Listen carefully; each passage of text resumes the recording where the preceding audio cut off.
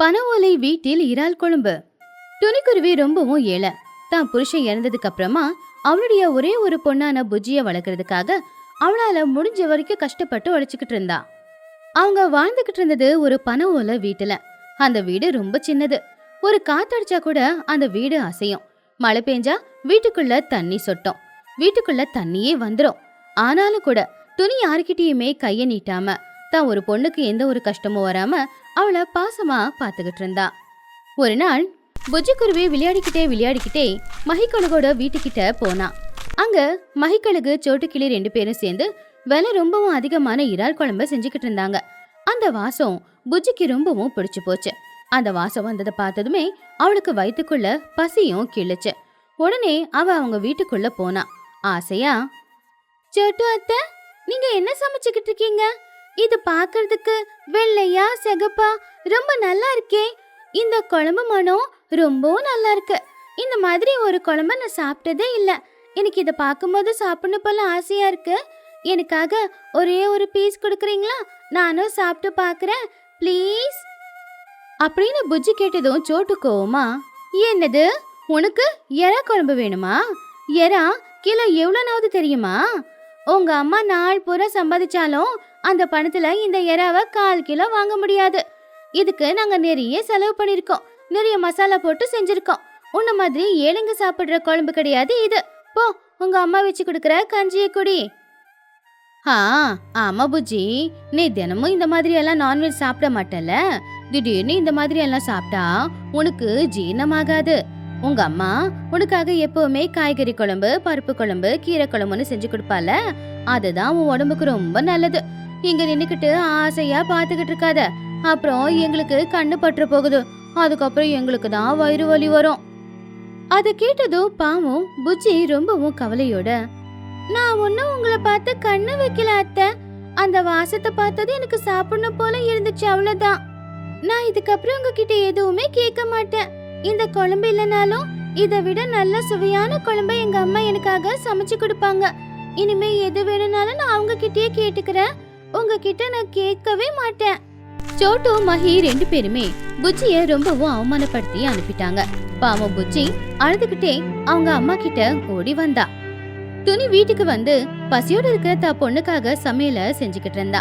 கிட்டத்தட்ட அந்த சமையல் முடிகிற நேரத்துல புஜ்ஜி குருவி வேகமா ஓடி வந்து அவங்க அம்மாவை இறுக்கி கட்டி பிடிச்சுக்கிட்டா.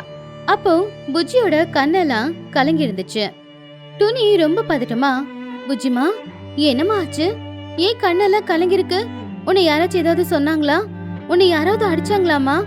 எதுவா இருந்தாலும் அம்மா கிட்ட சொல்லுமா. உன் கண்ணுல கண்ணீர் வரத பார்த்து அம்மாவால தாங்கிக்க முடியல. யாரு என்ன சொன்னாங்கன்னு சொல்லு. நான் அவங்க கிட்ட போய் என்னன்னு கேட்டுட்டு வரேன். அப்போ புஜ்ஜி குருவி பாவம் அழுதுகிட்டே, இல்லம்மா, என்னை யாரும் அடிக்கல, யாரும் என்ன திட்டவும் இல்லம்மா. ஆனா நானாதான் தேவையே இல்லாம போய் நல்லா அவமானப்பட்டு வந்திருக்கேன். இன்னைக்கு சோட்டு அத்தை, மஹி அத்தை 2 பேரும் ஏதோ குழம்பு சமைச்சுக்கிட்டு இருந்தாங்க. அந்த வீட்டு பக்கமா போனப்ப அந்த வாசம் வந்துச்சா. என்னடா குழம்புன்னு உள்ள போய் பார்த்தா அது ஏதோ எறாவாமே. அது போட்டு சமைச்சுக்கிட்டு இருந்தாங்களா. வாசம் நல்லா இருந்துச்சுன்னு எனக்கு கொஞ்சம் கொடுங்கன்னு கேட்டேன். அதுக்கு அவங்க, நீங்க ஏழுங்க, இதெல்லாம் சாப்பிடக்கூடாது. உங்க அம்மா உனக்காக கஞ்சி சமைச்சு வச்சிருப்பாங்க, அத போய் குடின்னு அவமானப்படுத்திட்டாங்க. அத கேட்டதும் துணிக்கு ரொம்ப கவலையாயிடுச்சு. அவ பொண்ண சமாதானப்படுத்தினா. ஐயோ, ஏன் பாப்பா இதெல்லாம் நினைச்சுக்கிட்டு நீ வருத்தப்படுற? அவங்க பணக்காரங்க கிட்ட நிறைய பணம் இருக்கும். அவங்க விலை அதிகமான எறா குழம்பு வைப்பாங்க, என்ன வேணும்னாலும் வாங்கி வைப்பாங்க. ஆனா நாம ஏழுங்க. நான் நாள் பூரா கஷ்டப்பட்டு வர வருமானத்துல என்னால உனக்கு சாப்பாடு மட்டும் தான் போட முடியும். இந்த மாதிரி எறா குழம்பெல்லாம் நீ ஆசைப்படக்கூடாதுல்ல. பணக்காரங்க சாப்பிடுறாங்க. அம்மாவோட கஷ்டத்தை பாருமா. நான் நாள் பூரா கஷ்டப்பட்டு சம்பாதிக்கிற பணத்துல தானே இந்த அரிசி பருப்பெல்லாம் வாங்கிட்டு வந்து உனக்கு சாப்பாடு சமைச்சு கொடுக்கறேன். நீ அதுக்கெல்லாம் ஆசைப்படாத. அவங்க சொன்னது எதுவுமே நீ காதுல வாங்கிக்காத. அப்போ புஜ்ஜி கோவமா, இல்லம்மா, அவங்க அப்படி சொன்னாங்கன்னு என்னால அமைதியெல்லாம் இருக்க முடியாது. அவங்க எனக்கு இன்னைக்கு அவமானப்படுத்திருக்க கூடாது. இன்னைக்கு எப்படியாவது நம்ம வீட்டுல நீ எறா குழம்பு செஞ்சுதான் ஆகணும். நான் அவங்க கிட்ட கொண்டு போய் காட்டணும். பாருங்க, நானும் எறா குழம்பு சாப்பிடுவேன் அப்படின்னு அவங்க கிட்ட காட்டணும். துணி பொண்ண சமாதானப்படுத்தி அந்த ஆகாயத்தை காட்டி, புஜ்ஜி, ஆகாயத்தை பாரு, மழை வர மாதிரி இல்ல? மழை வரும்போது நம்மளால வெளியில சமைக்க முடியாதுல. ஏன்னா நம்ம அடுப்பு வெளியில தானே இருக்கு, தண்ணி பட்டு அணிஞ்சு போயிடும், வீட்டுக்குள்ளேயோ தண்ணி வந்துடும், அதனால வீட்டுக்குள்ளேயோ சமைக்க முடியாது. இன்னைக்கு ஒரு நாள் எனக்காக நீ எப்படியாவது பொறுத்துக்கோ. நான் ஏற்கனவே குழம்பு செஞ்சு வச்சிருக்கேன், அதை மட்டும் சாப்பிடு. நாளைக்கு நான் வேலைக்கு போய் இன்னும் கஷ்டப்பட்டு உழைச்சு உனக்கு எப்படியாவது எறா வாங்கிட்டு வந்து சமைக்கிறேன். ஆனா இன்னைக்கு ஒரு நாள் மட்டும் இந்த குழம்பே சாப்பிட்டுக்கோ, நாளைக்கு எறா குழம்பு சாப்பிடு. புஜ்ஜி குருவி ரொம்ப வருத்தத்தோட, இல்லம்மா, எனக்கு இந்த பருப்பு குழம்பு வேணாம். நீ வைக்கிற கீரை குழம்பு, பருப்பு குழம்பு எல்லாமே சாப்பிட்டு சாப்பிட்டு என் நாக்கு செத்து போச்சு. அவங்க என்ன சொன்னாங்க? எறா சாப்பிட்டா எனக்கு ஜீரணமாகாதா? அதை நான் சாப்பிடக்கூடாதா? நான் நீ வைக்கிற கஞ்சியை மட்டும்தான் குடிக்கணுமா? இவ்வளவு அவமானத்தை நீ என்னைக்காவது அனுபவிச்சிருக்கியா? இன்னைக்கு நான் அனுபவிச்சேம்மா. இனிமே நான் சாப்பிட்டா எறா குழம்பு தான் சாப்பிடுவேன். இந்த மாதிரி காய்கறி எதுவுமே சாப்பிட மாட்டேன். நீ எறா சமைச்சு கொடு, நான் சாப்பிடுறேன். இல்ல இன்னைக்கு நாள் பூரா நான் பட்னியா தான் இருப்பேன். புஜ்ஜி, அப்படி சொல்லாதம்மா. நீ நாள் பூரா பட்னியா இருப்ப அப்படின்னா நான் கஷ்டப்பட்டு உழைக்கிறதெல்லாம் எதுக்காக? நீ பட்னியா தூங்கும் போது என்னால தூங்க முடியுமா சொல்லு? சரி, இன்னைக்கு உனக்கு நடந்த அவமானம் உண்மையிலேயே ரொம்ப கஷ்டமானதுதான். என் பொண்ணோட அவமானத்துக்காக நானும் இப்பவே போயிட்டு எப்படியாவது ஆத்துல குளத்துல எறா இருக்கான்னு பார்த்து பிடிச்சுக்கிட்டு வரேன். நான் அம்மா உனக்கு சமைச்சு கொடுக்கறேன், நீ கவலைப்படாத. நீ வீட்டுல பத்திரமா இரு. நான் இதோ இப்ப போயிட்டு வந்துடுறேன். துணியால பொண்ணோட கண்ணுல இருந்து வந்த கண்ணீரை பார்த்து சும்மா இருக்க முடியல. அவளுக்கு ரொம்பவும் கவலையாயிடுச்சு. பொண்ணுக்காக என்ன வேணும்னாலும் பண்ணலாம் அப்படின்னு அவளுக்கு தோணுச்சு. அந்த வீசுற காத்துல அடுத்து மழை வரப்போகுது அப்படிங்கிற நேரத்துல அவ அந்த ஊர்ல இருக்கிற ஒரு குளத்துல இறங்குனா. இடி மின்னல் சத்தம் கேட்டுக்கிட்டு இருக்கும் போதே ஒரு பயத்தோடவே அந்த காத்தை தாண்டி அவ அந்த குளத்துல வலைய வீசினா. எப்படியாவது கொஞ்சமாவது எறா அந்த வலையில மாட்டினா போதும் அப்படின்னு அவன் நினைச்சுக்கிட்டு இருந்தா. ஆனா அடுத்த மழை பெய்ஞ்சு சமைக்க முடியாம போயிடுமோ அப்படிங்கிற கவலையும் அவன் மனசுக்குள்ள இருந்துச்சு. உடனே துணி அந்த ஆகாயத்தை பார்த்து, கடவுளே, இந்த உலகம் எதுக்காக இவ்வளவு கொடூரமா இருக்கு? என் பொண்ணு என்ன பண்ணா? அவ சின்ன பொண்ணு, அவளை போய் இந்த அளவுக்கு மனசை நோகடிச்சிட்டாங்களே. இதுவரைக்கும் என் பொண்ணு என்கிட்ட எதுவுமே கேட்டதே இல்ல. அம்மா கஷ்டப்படுறாங்க அப்படின்னு அவளும் எல்லா கஷ்டத்தையும் அனுபவிச்சா. ஆனா இன்னைக்கு ஒருத்தங்க சாப்பாடு விஷயத்துல அவளை அவமானப்படுத்துறதும் அவளால தாங்கிக்க முடியல. அதனாலதான் எறா குழம்பு இருந்தாதான் சாப்பிடுவேன்னு அடம்பிடிக்கிறா. அவ சின்ன பொண்ணு, அவமானப்பட்டதுக்காக அவ பழி தீர்க்க பாக்குறா. அத நான் தப்புன்னு சொல்லவே இல்ல. தயவு செஞ்சு எனக்காக இன்னைக்கு ஒரு நாள் இந்த மழையை கொஞ்சம் நிப்பாட்டு. நான் என் பொண்ணுக்காக எறா குழம்பு செஞ்சு கொடுத்தே ஆகணும். துணிக்குருவி ரொம்ப நேரம் கஷ்டப்பட்டு மழை தூரல் போட்டுக்கிட்டு இருந்தாலும் கூட கடைசியில கொஞ்சம் பெரிய பெரிய எறாக்களை பிடிச்சா. அத பார்த்துட்டு சந்தோஷமா அந்த எறாக்களை எடுத்துக்கிட்டு அவ வீட்டுக்கு வந்தா. அம்மா வீட்டுக்கு வந்ததும் அவ கையில இருக்கிற கூடையில இருக்கிற எறாக்களை பார்த்த உடனேயே புச்சி ரொம்பவும் சந்தோஷப்பட்டா. அட அம்மா, கடைசியில நீ எறா கொண்டு வந்துட்டியா? சூப்பர்மா, எனக்கு உன்னை பத்தி நல்லா தெரியும். நான் என்ன கேட்டாலும் நீ செய்வேன்னு. இன்னைக்கு எறா குழம்பு செஞ்சு கொடுமா. என்ன அவமானப்படுத்தினவங்கள போயிட்டு நான் திரும்ப அவமானப்படுத்திட்டு வந்துடுறேன். அத கேட்டு துணி சிரிச்சுக்கிட்டே, இப்ப நீ சந்தோஷமா இருக்கியா? உன் முகத்துல இந்த சிரிப்பு பாக்குறதுக்காக அம்மா என்ன வேணும்னாலும் செய்வேன், எவ்வளவு வேணும்னாலும் கஷ்டப்படுவேன். சரி இரு, நான் இப்பவே எறாவை சுத்தம் செஞ்சுட்டு வெளியில மண்ணடுப்புல சோட்டு மஹி சமைச்சதை விட சுவையான எறா குழம்ப நான் சமைக்கிறேன். அது நீ சாப்பிடு, அதுவே எனக்கு சந்தோஷம். மழை வர மாதிரி இருக்கு, நீ வீட்டுக்குள்ளேயே இரு. நான் சீக்கிரமா குழம்பு சமைச்சு கொண்டு வந்துடுறேம்மா. அப்படி புஜ்ஜிய வீட்டுக்குள்ள உட்கார சொல்லிட்டு துணி வெளியில போய் அந்த எறாவை கிளீன் பண்ணி கொண்டு வந்து அங்க இருக்கிற விறகடுப்ப பத்த வச்சு அதுல எண்ணெயை ஊத்தி கடுகு போட்டு மசாலா எல்லாத்தையுமே போட்டு கடைசியில எறாவையும் போட்டு நல்ல குழம்ப கொதிக்க விட்டா. அந்த குழம்பு கொதிக்கிற அந்த வாசம் வீட்டுக்குள்ள இருந்த புஜ்ஜியோட மூக்குக்கு வந்துகிட்டு தான் இருந்துச்சு. இன்னென்ன கொஞ்ச நேரத்துல குழம்பு இறக்க போறோம் அப்படின்னு இருக்கும்போது துணிக்குருவி ரொம்ப சந்தோஷமா, பாத்தியா புஜ்ஜி, குழம்பு கொதிச்சுக்கிட்டு இருக்கு, வாசம் மணமணக்குது பாத்தியா? இந்த வாசத்துக்கே 2 குண்டா சோறு இறங்கும். என் பொண்ணு கேட்டதுனால நான் இன்னும் சுவையா வச்சிருக்கேன். இப்பவே சூடான சாப்பாட்டுல இந்த எறா குழம்பு ஊத்தி கொடுக்கறேன். நீ மணக்க மணக்க சாப்பிடு, சரியாமா? அப்போ புஜ்ஜி உள்ள இருந்து, அம்மா, மனம் உண்மையிலே ரொம்ப நல்லா வருதுமா. அங்க வந்த மனத்தை விட இந்த மனம் ரொம்ப சூப்பரா இருக்கு. நான் தட்டு ரெடியா வச்சிருக்கேன், சீக்கிரமா உள்ள கொண்டு வாமா. நம்ம 2 பேரும் தட்டுல சுட சுட சோற போட்டு எறா குழம்பு ஊத்தி சாப்பிடலாம். அம்மா, நான் என்ன கேட்டாலும் நீ செய்யறமா. வேர்ல்ட்லயே நீதாம்மா தி பெஸ்ட் அம்மா. அப்படி துணி சந்தோஷமா பொண்ணுக்காக குழம்பு செஞ்சு கொண்டு போலான்னு நினைச்சாலும் கூட அது இயற்கைக்கு சுத்தமா பிடிக்கல போல. திடீர்னு காத்து வேகமா வீச ஆரம்பிச்சது. வேகமா வீசுற காத்துக்கு அந்த குடிசையே தூக்கிட்டு போற மாதிரி தான் இருந்துச்சு. அத பார்த்து துணிக்குருவி ரொம்பவும் பயந்து போயிட்டா. இடி மின்னல் சத்தம் வர அதிகமா கேட்டுச்சு. ஐயோ, காத்து வேகமா வீசுது. புஜி, நீ வெளியில வராத, உள்ளே இரு. நான் குழம்பு எடுத்துக்கிட்டு உள்ள வந்துடுறேன். பயப்படாத, இதோ அம்மா வந்துடுறேன். துணி எப்படியாவது அந்த குழம்பு கிண்ணத்தை வீட்டுக்குள்ள கொண்டு போயிடலாம் அப்படின்னு பார்க்கும்போது திடீர்னு வீசின காத்துக்கு மழைக்கு அவங்க வீட்டோட கூரை அப்படியே பறந்து போயிடுச்சு.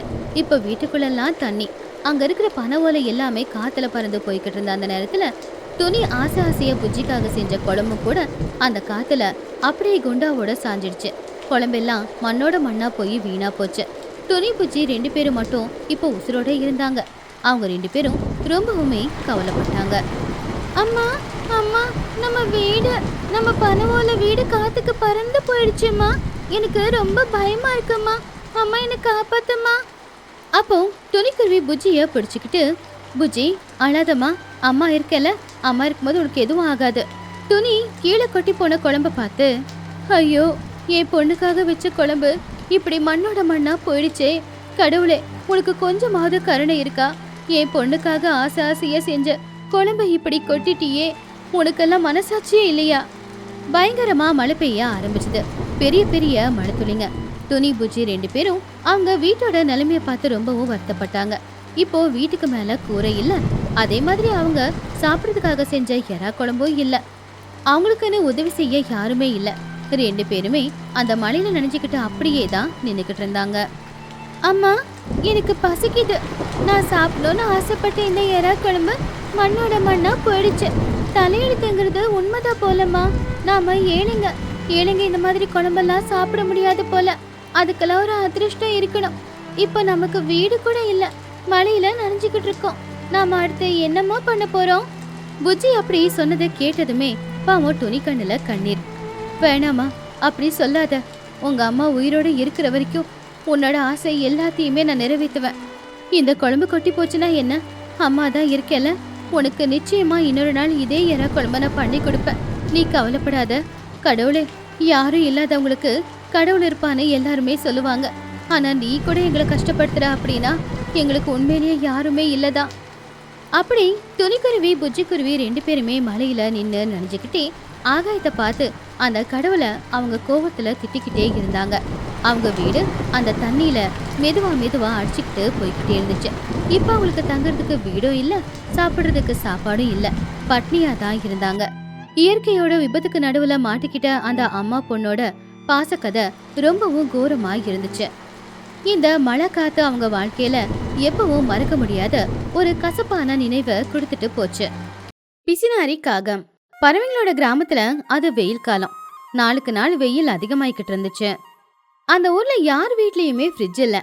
எல்லாரும் பானையில தண்ணி வச்சு அதை தான் குடிச்சுக்கிட்டு இருந்தாங்க. சிச்சு காக்காவுக்கு எப்பவுமே அவங்க ஊர்க்காரங்களை விட அவ மேல இருக்கணும். இந்த வெயில் காலத்துல அவ எதுக்கும் கஷ்டப்படக்கூடாது அப்படின்னு சொல்லியே ஒரு பெரிய ஃப்ரிட்ஜ வாங்கினா. அந்த ஃப்ரிட்ஜ் வந்த நாள்ல இருந்து ஊர்க்காரங்களை வீட்டுக்கு வர சொல்லி அந்த ஃப்ரிட்ஜ காட்டி பெருமை பாடிக்கிட்டு இருந்தா. ஒரு நாள் துணிக்குருவி, சோட்டுக்கிளி, மகிக்கழுகு எல்லாரும் சிச்சுவோட வீட்டுக்கு வந்தாங்க. வாங்க வாங்க, பாத்தீங்களா, என் வீட்ல நான் ஃப்ரிட்ஜ வாங்கிட்டு வந்திருக்கேன். இந்த மாதிரி ஃப்ரிட்ஜ் யார் வீட்லயும் இல்ல. இது உள்ள வெறும் ஐஸ் கட்டியாவே இருக்கு. இந்த வெயில் காலம் முழுக்க நான் ரொம்ப ஜாலியா இருப்பேன். அப்பா, எவ்வளோ அழகா இருக்கு சிச்சு. இந்த வெயில் காலத்துல ஐஸ் தண்ணி குடிச்சாதான் போன உயிர் திரும்பி வருது. நாங்களும் பானை தண்ணி குடிச்சு போதும் ஆயிடுச்சு. ஆமா சிச்சு, உன்னோட ஃப்ரிட்ஜ் பார்க்க ரொம்ப அழகாவும் பெருசாவும் இருக்கு. எங்க பசங்க வெயில் காலத்துல ஜூஸ், ஐஸ்கிரீம், சில்லுன்னு தண்ணி குடிக்கணும்னு சொல்லுவாங்க. உன் ஃப்ரிட்ஜ்ல கொண்டு வந்து வச்சுக்கலாமா? ஆமா சிச்சு, இந்த ஊருக்குள்ள யாரு வீட்லயும் ஃப்ரிட்ஜ் இல்லல்ல. எல்லாருக்கும் மத்தியான நேரத்துல சில்லுன்னு தண்ணி குடிக்கணும்னு தோணும். அதனால ஒவ்வொருத்தர் வீட்ல இருந்தும் தண்ணிய கொண்டு வந்து உன் ஃப்ரிட்ஜ்ல வைக்கிறோம். கரண்ட் பில் அதிகமானா நாங்களும் கொடுக்கறோம். சிச்சு காக்கா மூஞ்சி திருப்பிக்கிட்டு, ஐயோ, எல்லார் வீட்ல இருந்து பாட்டில் தண்ணி கொண்டு வந்து என் ஃப்ரிட்ஜ்ல வைக்கிறேன்னு சொல்றீங்களே, என் ஃப்ரிட்ஜ் என்ன அவ்வளோ பெரிய கிணறா? நீங்க எல்லாரும் கொண்டு வந்து வச்சா என் பொருளுங்களை நான் எங்க வைக்கிறது? அது மட்டுமா அடிக்கடிக்கு ஃப்ரிட்ஜை ஓபன் பண்ணி கேஸ் வெடிஞ்சிரும். ஐயோ, ஏன் சிச்சு அப்படியெல்லாம் பேசுற? எங்க பசங்க மத்தியான நேரத்துல சில்லுன்னு தண்ணி கேட்பாங்கல்ல, அதுக்கு தான் நாங்க கேட்டோம். இது பசங்களுக்காக தான், இல்லைன்னா கேட்டிருக்க மாட்டோம். சிச்சு அவளுடைய மனசுக்குள்ள, இவங்க கையாலேயே கரண்ட் பில்ல கட்ட வைக்கலாம்ல, ஏற்கனவே ஃப்ரிட்ஜுக்குள்ள நிறைய இடம் இருக்கே. சரி சரி, நீங்க எல்லாருமே இவ்வளோ தூரம் கேட்கறதுனால என் மனசு அதனால நீங்க சொன்னதுக்கு நான் ஒத்துக்கிறேன். ஆனா ஒரு வீட்டுக்கு ஒரு பாட்டில் தான், அது கூட நான் தான் ஃப்ரிட்ஜை ஓபன் பண்ணி கொடுப்பேன். சரி சிச்சு, நீ சொன்ன மாதிரியே செய்யலாம். இருந்தாலும் உனக்கு தேங்க்ஸ் சிச்சு. அப்படி எல்லாரும் வாட்டர் பாட்டில கொண்டு வந்து ஃப்ரிட்ஜில் வைக்கிறதுக்கு சிச்சு காக்கா அனுமதியை கொடுத்துச்சு. தினமும் எல்லாருமே காலையிலே வாட்டர் பாட்டில்ல தண்ணியை கொண்டு வந்து சிச்சு கிட்ட கொடுத்துருவாங்க. சிச்சு காக்கா அவங்க கிட்ட வசூல் பண்ற பணத்துல கரண்ட் பில்ல கட்டிக்கிட்டு அவளும் அவ ஃப்ரிட்ஜில் கூல்ட்ரிங்க்ஸ் ஐஸ்கிரீம் எல்லாத்தையும் வச்சு என்ஜாய் பண்ணிக்கிட்டு இருந்தா. அவளுடைய கஞ்ச புத்தி மட்டும் அவளை விட்டு போகல. ஒரு நாள் ஊர்க்காரங்க எல்லாருமே எப்பவுமே தண்ணி வர அந்த குழா கிட்ட போய் நின்னாங்க. ஆனா அன்னைக்கு என்னமோ அந்த குழால தண்ணி வரவே இல்ல. என்ன சோட்டு, 1 மணி நேரமா நம்மளும் பாக்குறோம், தண்ணியே வரமாட்டேங்குது. வீட்ல பசங்க தாகத்துல அழுவுறாங்க. இப்ப என்ன பண்றது? துணி, என் வீட்ல கூட அவ்வளவுதான் துணி. குடிக்கிறதுக்கு ஒரு துளி தண்ணி கூட இல்ல. இந்த வெயிலுக்கு தொண்டை காயுது. என்ன பண்றதுன்னு எனக்கும் புரிய மாட்டேங்குது. நான் இப்பதான் பஞ்சாயத்துக்காரங்களுக்கு போன் பண்ணி கேட்டேன். தண்ணி வராதான், மோட்டர் ரிப்பேரி ஆயிருக்குன்னு சொன்னாங்க. மொத்தத்துல நம்மளுக்கு தண்ணி வராது. இந்த வெயில்ல நம்ம தண்ணிக்கு என்னதான் பண்றது? இன்னைக்கு முழுக்க தண்ணி வராதா? நாளைக்கு வரைக்கும் தண்ணி இல்லைன்னா என்ன பண்றது? புஜ்ஜி வீட்ல தாகமா இருக்கு, பசிக்குதுன்னு சொல்லிக்கிட்டே இருக்காளே. சரி சோட்டு, நம்ம தான் சிச்சு வீட்ல ஒரு பாட்டில்ல தண்ணி வச்சிருக்கோம்ல. ஆமா ஆமா, நானும் குடிக்கிறதுக்கு 2 பாட்டில் தண்ணி பிடிச்சு சிச்சியோட ஃப்ரிட்ஜில் வச்சிருக்கேன். எப்படியும் நம்ம தெரிஞ்சவங்க, தண்ணி பத்தலன்னா கூட சிச்சு கிட்ட கேட்டுக்கலாம். சரி வாங்க, நம்ம எல்லாரும் சிச்சு வீட்டுக்கு போலாம். பறவைங்க எல்லாரும் தாகத்தால தொண்டையெல்லாம் வறண்டு போய் வேகமா சிச்சுவோட வீட்டுக்கு போனாங்க. அப்பதான் சிச்சு காக்கா ஃப்ரிட்ஜில் இருந்து தண்ணி எடுத்து அதை கடகடன்னு குடிச்சுக்கிட்டே இருந்தா. அப்பதான் பறவைங்க எல்லாரும் சிச்சுவோட வீட்டுக்குள்ள போனாங்க. அட, என்ன இது? மத்தியானத்துக்கு அப்புறம் வர அப்படின்னு சொன்னீங்க, இப்ப பார்த்தா எல்லாரும் ஒரே தடவை வந்திருக்கீங்க. என்ன விஷயம்? சிச்சு, ஊருக்குள்ள குழாயே கெட்டு போயிருக்கு. அதனால குடிக்கிறதுக்கு தண்ணி இல்ல. பசங்க வேற பசியில அழுந்துகிட்டு இருக்காங்க. உங்ககிட்ட தான் நாங்க பாட்டில்ல தண்ணி கொடுத்தோம்ல, அந்த தண்ணிய கொடுத்தா நல்லா இருக்கும். அது கூட கொஞ்சம் தண்ணிய சேர்த்தும் கொடுக்க வேண்டியதா இருக்கும். ஆமா சிச்சு, என் தொண்டெல்லாம் காயுது. தண்ணிய கொஞ்சம் கொடு, அதை குடிச்சா எனக்கு சக்தி வரும். வீட்டுல பசங்களுக்கும் கொண்டு போய் கொடுக்கணும். அதுக்கு சிச்சு காக்கா, என்னது, என்கிட்ட குடிக்க தண்ணி கேக்குறீங்களா? என்கிட்ட ஃப்ரிட்ஜில் இருக்கிறதே 4 பாட்டில் தண்ணி, அதையும் உங்களுக்கே கொடுத்துட்டா என் பையன் சின்னு என்ன பண்ணுவான்? அட என்ன சிச்சு இப்படி சொல்ற? ஒவ்வொரு நாளும் நீ ஒரு 10 பாட்டில் தண்ணிய ஃப்ரிட்ஜில் வைக்கவில்ல.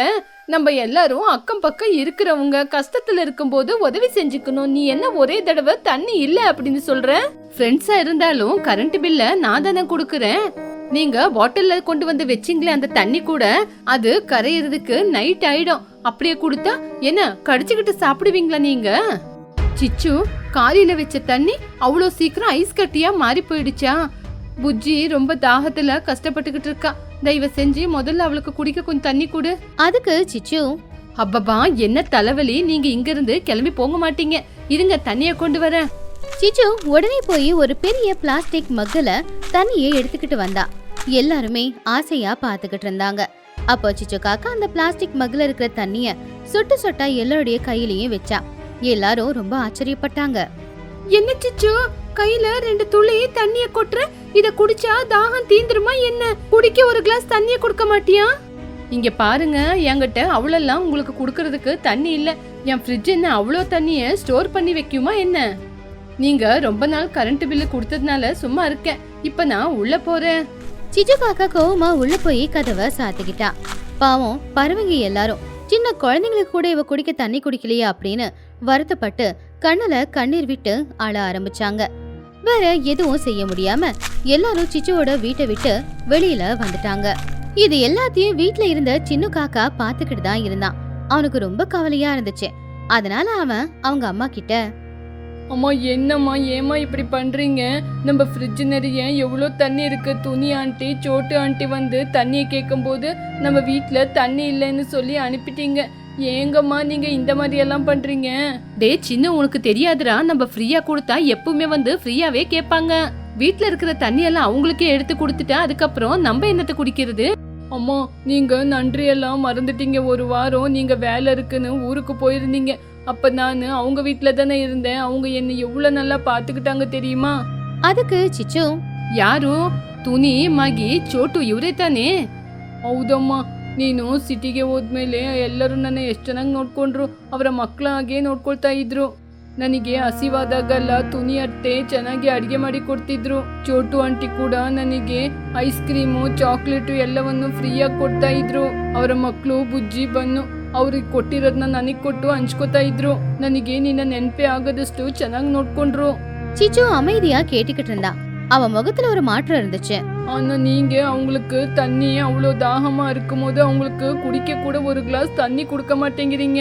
கொஞ்சம் தண்ணிய கீழே ஊத்திட்டீங்க. அவங்க எவ்வளோ கவலைப்பட்டிருக்காங்கன்னு தெரியுமா? நம்மளுக்கு கஷ்டம் வரும்போது அவங்க நம்மள நல்லா பாத்துக்கிட்டாங்க. அவங்கள மட்டும் ஏமா இப்படி பண்றீங்க? உங்களுக்கு வெக்கமா இல்லையா? இவ்வளோ கேவலமா நடந்துக்கிறீங்க. சின்ன காக்கா சொன்னது சிச்சுவோட நெஞ்சில முள்ளு குத்துன மாதிரி இருந்துச்சு. அவளுடைய நல்ல தோழிகளை அவ அந்த அளவுக்கு கஷ்டப்படுத்தி இருந்தா. சிச்சு ஊருக்கு போன நேரத்துல தன்னுடைய தோழிகள் சின்னவை எந்த அளவுக்கு நல்லா பாத்துக்கிட்டாங்க அப்படிங்கறத சிச்சு காக்கா நினைச்சு பார்த்தா. அப்பதான் அவளுக்கு அவ பண்ண தப்பு புரிஞ்சுது. அவ ரொம்பவுமே கவலைப்பட்டா. டே சின்னு, நீ சொன்னது உண்மைதான்டா. நான் என்னோட பிஸ்னாரித்தனத்துல நல்ல மனச இழந்துட்டேன். எனக்கு காசு கரண்ட் பில்லு கண்ணுக்கு எதிரில் தோணிச்சே தவிர அவங்களோட நல்ல மனசு என் கண்ணுக்கு தெரியவே இல்லடா. என்ன மன்னிச்சிடுறா. அம்மா, என்கிட்ட மன்னிப்பு கேட்டு எந்த பிரயோஜனமும் இல்லை. ஃப்ரிட்ஜில் அவ்வளோ தண்ணி இருக்குல்ல, அதை கொண்டு போய் அவங்களுக்கு கொடுத்துட்டு மன்னிப்பு கேளுங்கம்மா. சரிடா சின்னு, இப்பவே அவங்க வீட்டுக்கு போய் அவங்க கிட்ட மன்னிப்பு கேட்டுட்டு வரேன்.